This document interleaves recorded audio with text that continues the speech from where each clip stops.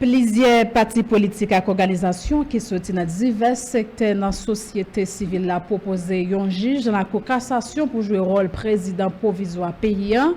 Représentant ensemble organisations et partis politiques ça décrit un tableau noir coulant sur la situation actuelle paysan. Côté ZAC, insécurité, crise alimentaire, toute qualité de crise politique, la bataille banda. En côté déclaration, bien Dr. Eddy Delalleux, qui est secrétaire général Parti Force démocratique Haïti intégré à FDHI, Namiko Michli Alexis.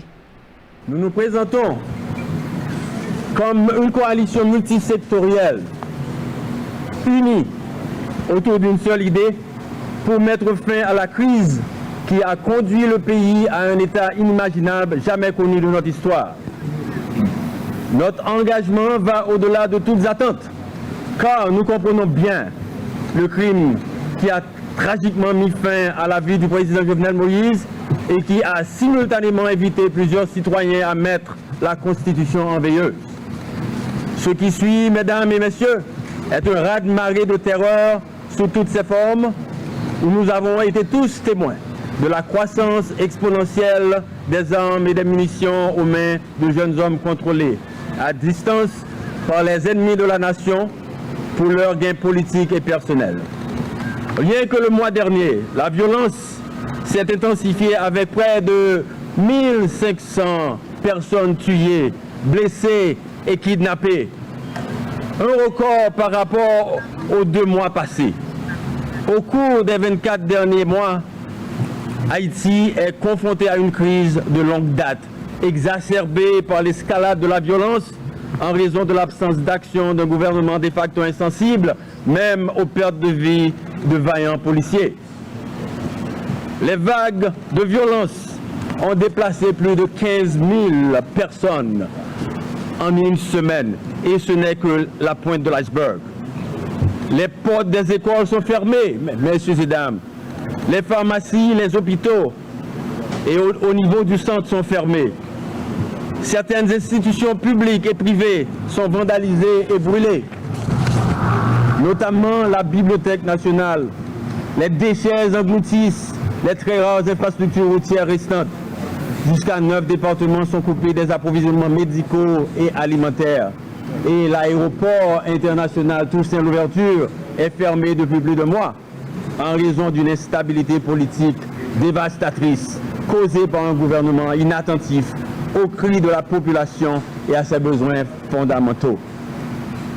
Il est également triste de mentionner que dans certaines zones de Port-au-Prince, il n'y a plus de nourriture à acheter ni à apporter au marché pour ceux dont les moyens de subsistance dépendent largement du petit commerce, ce qui provoque aujourd'hui une crise humanitaire encore beaucoup plus grave.